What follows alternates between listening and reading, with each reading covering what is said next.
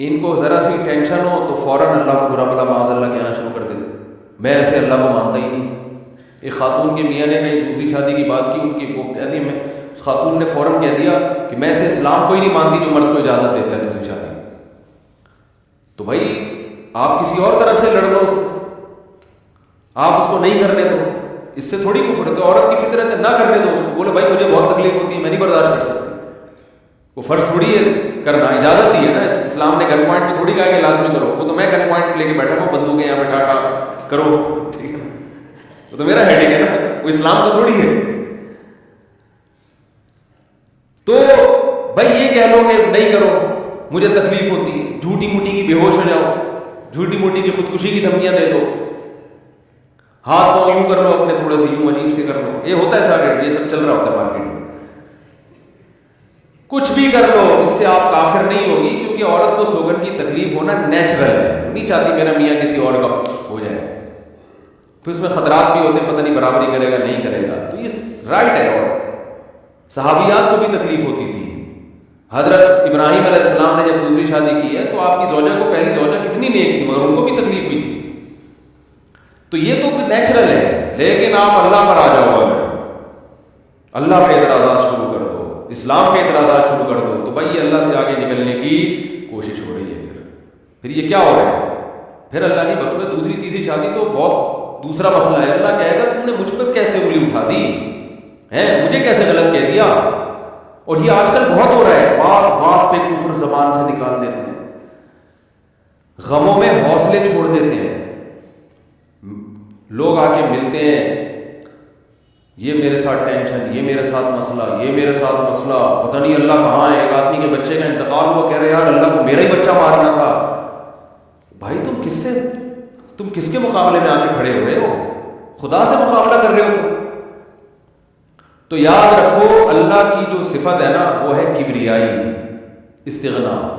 اس سے لڑ کے, اسے برا بلا کہہ کے, اس کے خزانوں سے ایک دن کا بھی نہیں لیا جا سکتا. وہ آپ کے ان جذبات سے متاثر نہیں ہوتا. اگر آپ یہ سمجھو گے میں یوں کروں گا, دیکھو باپ کے سامنے تڑیاں بعض دفعہ چل جاتی ہیں, باپ کے سامنے بعض دفعہ تڑیاں, میں ابا کو مانتا ہی نہیں جو مجھے جائیداد سے جو ہے نا آپ کر دیں اور مجھے گاڑی نہ لے کے دیں. ابا ہو سکتا ہے متاثر ہو کے بولے بھائی چل یار یہ گاڑی تیرے نام کر دی میں نے, یہ پلاٹ تیرے نام کر دی, میرا بیٹا تو مجھے ماننے سے ہی کار کر رہا ہے. لیکن اللہ کا اصول جو قرآن اور سنت سے پتہ چلتا ہے, جو آسمانی کتابوں سے پتہ چلتا ہے, وہ اصول یہ ہے کہ آج تک کسی نے اللہ کے خزانے سے اللہ کو معاذ اللہ برا بلا کہہ کے, اللہ پہ اعتراضات کر کے, اسلام کو برا بلا کہہ کے, اللہ کے پیغمبروں کو برا بلا کہہ کے, اس طرح سے واویلا کر کے, اگر آپ یہ سمجھتے ہو کہ اللہ کو آپ پہ ترس آ جائے گا کہ ہائے بیچارہ بہت ہی مجبور ہے, تو یہ دماغ سے ہمیشہ کے لیے نکال دو. اس سے بڑی سزا میں اللہ آپ کو ڈالے گا,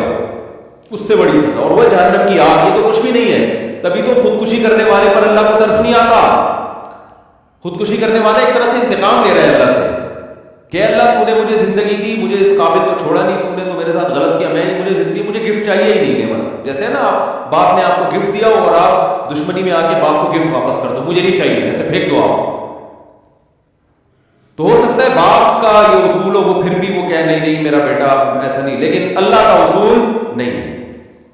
اللہ کا یہ اصول ہے. اللہ کہے گا بھائی تو کیا سمجھتا ہے, میں تجھے اور آگ میں ڈالوں. تو دنیا کی ٹینشنوں سے تو چاہتا تھا یہ ناکام عشق ہو گیا, عشق ناکام ہو گیا, اور یہ ہو گیا تیرے ساتھ, اور یہ ہو گیا, اور تو جاب لیس ہو گیا, اور گھر سے مہنگائی اور غربت کے تانے پڑ رہے ہیں تیرے کو, اور بے روزگاری کے تانے مل رہے ہیں, اور معاشرے میں تیری عزت نہیں ہو رہی, اور اب آ کے تو کیا کر رہا ہے, خودکشی کر رہا ہے. تو یہ سمجھ لے گا کہ میں تیرے پہ ترس کھا کے تجھے چھوڑ دوں گا. ایسا نہیں ہے.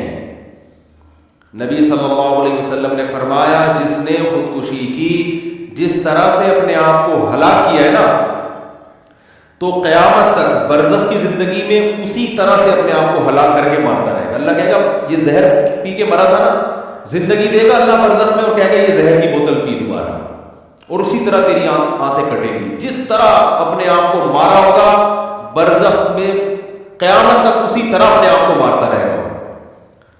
یہ بہت بڑی غلط فہمی ہے کہ ہم واویلا کر کے اللہ کو اپنی طرف متوجہ کر سکتے ہیں, ہم زبردستی کر کے اللہ کو اپنی طرف مائل کر سکتے ہیں. ایسا بالکل بھی نہیں. بعض لوگ غموں سے پریشان ہو کے گناہ کرنا شروع کر دیتے ہیں.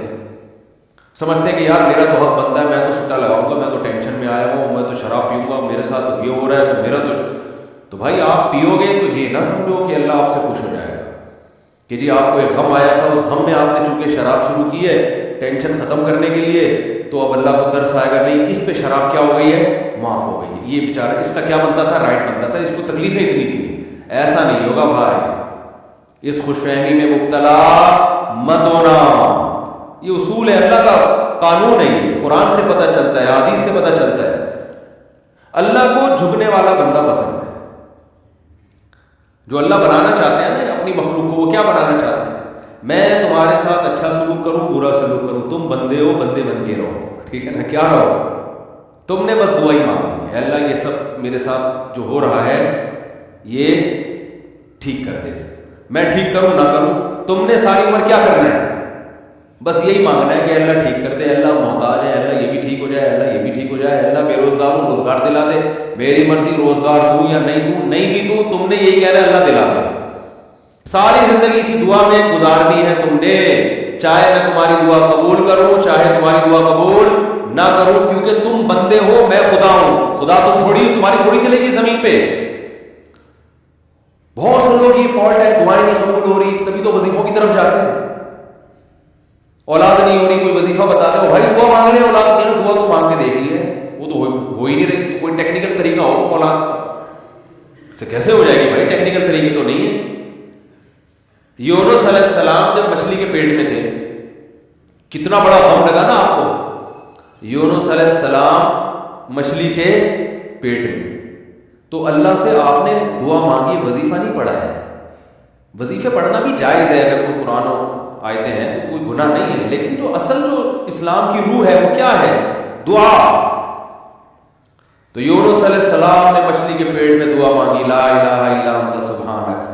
دیکھو حضرت یونس علیہ السلام, ہمارا جو مزاج ہے نا وہ کیا ہے, یونس علیہ السلام کئی سال اپنی قوم کو تبلیغ کرتے رہے, قوم باز بولو نہیں ہے.